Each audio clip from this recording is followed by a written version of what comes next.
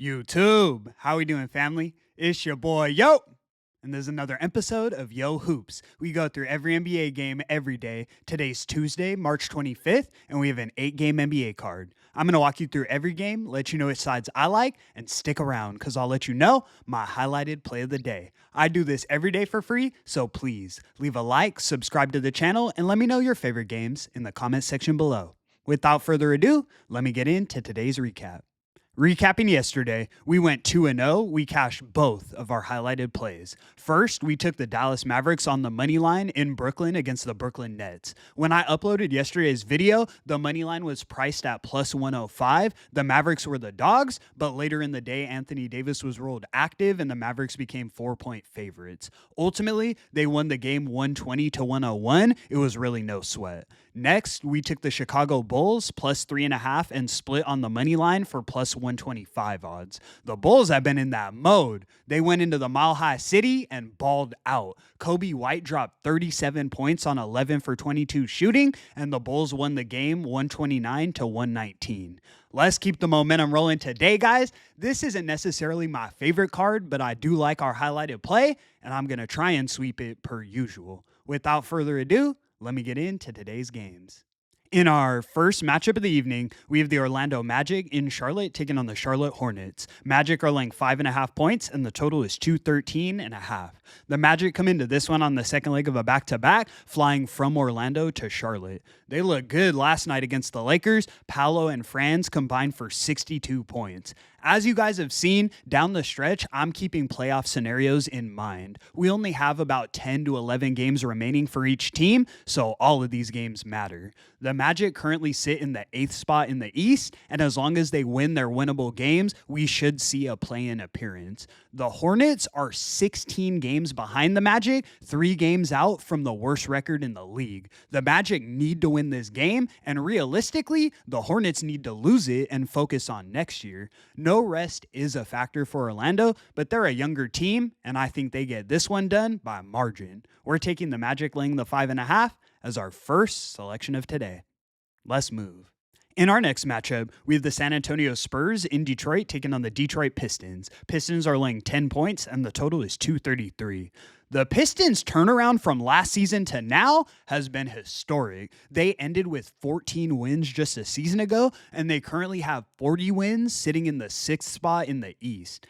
Thing is, they still aren't a late double-digit style team to me. I let you guys know in their last one, I didn't feel comfortable laying these huge spreads with them, and they beat the Pelicans 136 to 130. They won the game, but they didn't cover. I see something similar playing out here. Looking at the injury reports, the Spurs are of course without Wemby and De'Aaron Fox, but Stephon Castle is questionable for this one as well. On the Pistons side, Tim Hardaway Jr. and Cade Cunningham are both questionable. I already don't feel overly confident laying these big numbers with the Pistons, but if Cade sits, it's going to be a long night. Like I'm saying, I'm not necessarily in a rush to fade the Pistons, but we're taking the Spurs plus the 10 as our next selection of today. Let's move. In our next matchup, we have the Dallas Mavericks in New York taking on the New York Knicks. Knicks are laying 10 points, and the total is 225. The Mavericks come into this one on the second leg of a back-to-back, but not much travel as they're going from Brooklyn to New York City. I liked the spot for the Mavs yesterday, going up against the 23-win Nets in a must-win, but I don't like the spot tonight. The Mavs are already playing extremely short-handed, so on no rest against a relatively deep Knicks team, this is a tall order. Jalen Brunson is still out, but Josh Hart, OG Anunoby, Karl Anthony Towns, Mikal Bridges, they're all playing tonight. At home in Madison Square Garden against really a shell of a Mavs team, I think the Knicks get busy. I don't expect Anthony Davis to play here either. He just came back from injury and he played 27 minutes last night. This line is efficient at 10 points, but I think we see something like a 12-point Knicks win. We're taking the Knicks laying the 10 as our next selection of today. Let's move. In our next matchup, we have the Atlanta Hawks in Houston taking on the Houston Rockets. Rockets are laying 8 points, and the total is 235.5. The Rockets had me hot 2 days ago getting aired out at home by the Nuggets with no Joker. Now they want me to lay 8 points again?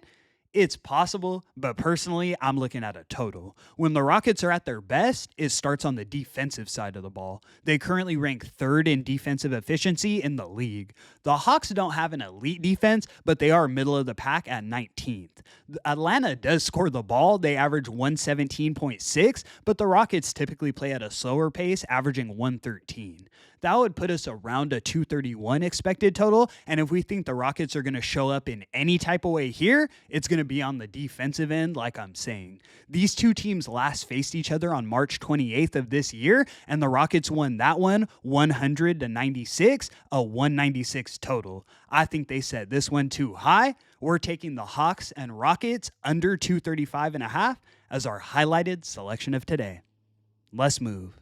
In our next matchup, we have the Golden State Warriors in Miami taking on the Miami Heat. Warriors are laying 5.5 points, and the total is 216.5.